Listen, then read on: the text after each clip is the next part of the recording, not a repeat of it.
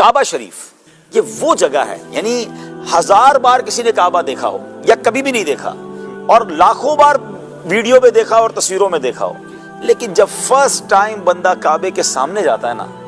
میں کہتا ہوں ختم ہے نا، جو اس کی کیفیت بنتی ہے وہ لفظوں میں بیان ہی نہیں ہو سکتی۔ بندہ اتنا سا ہو جاتا ہے، اس کو لگتا ہے کہ میں کہاں آ گیا ہوں، میں واقعی کعبے کے سامنے ہوں، میں رحمان کے گھر کے سامنے ہوں، میں کریم کے گھر کے سامنے ہوں، اور پھر آنکھوں سے خود بخود آنسو بہتے ہیں۔ اور علماء نے ایک بڑی پیاری بات بھی فرمائی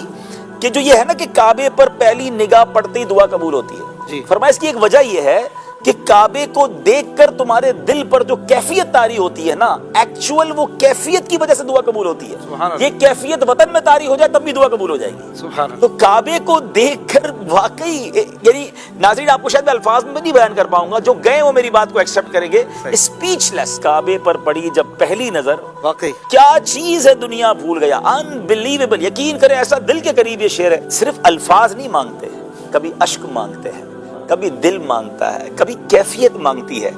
ارے ہماری ماں، ہم جب بولتے نہیں تھے تو وہ رونے سے سمجھ جاتی تھی کہ پیٹ میں درد ہے یا کان میں درد ہے یا بھوک لگی ہے، تو وہ تو خالق کائنات ہے، آپ اس کے گھر کے سامنے کھڑے، نہ نکلے الفاظ،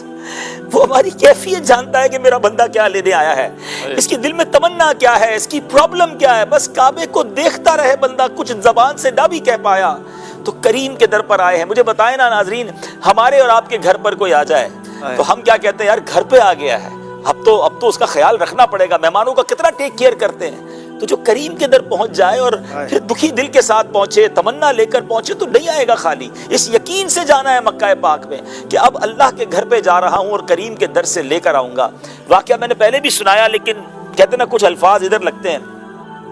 کہ ایک صاحب نے بتایا کہ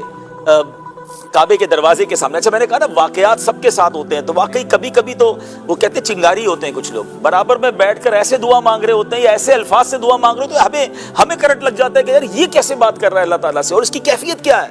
تو یہ ہمیں نہیں پتا ہوتا کہ آس پاس کون کس کیفیت میں اور کس مقام والا آیا ہوا ہے۔ تو ایک صاحب بتاتے ہیں کہ کعبہ شریف کے بالکل دروازے کے سامنے ایک بلوچ سردار تھا، اور وہ بلوچ سردار کیا کہتے ہیں، بلوچیوں کی اپنی ایک روایات ہیں، تو اس نے ایک جملہ کہا، کہتا یا اللہ ہمارے دروازے پر اگر کوئی دشمن بھی آ جائے نا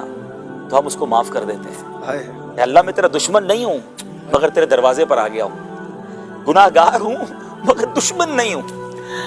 اللہ اکبر۔ اب یہ دیکھیں نا کیسے الفاظ ہیں کہ دنیا میں دشمن چل کر آ جائے تو لوگ معاف کر دیتے ہیں، تو اگر ہم کریم کے در پر گناہ گار ضرور ہے، اللہ کے دشمن تھوڑی، ہم تو اس کو رب مانتے ہیں۔ تو کعبے پر جانا تو خوب آنسو بہانا، کعبے پر جانا تو خوب دعائیں کرنا، اور یہ سوچ کر جانا کہ اب بخشوا کر بھی آنا ہے اور اب گناہ نہیں کرنے، اس کریم کی اب نافرمانی نہیں کرنی۔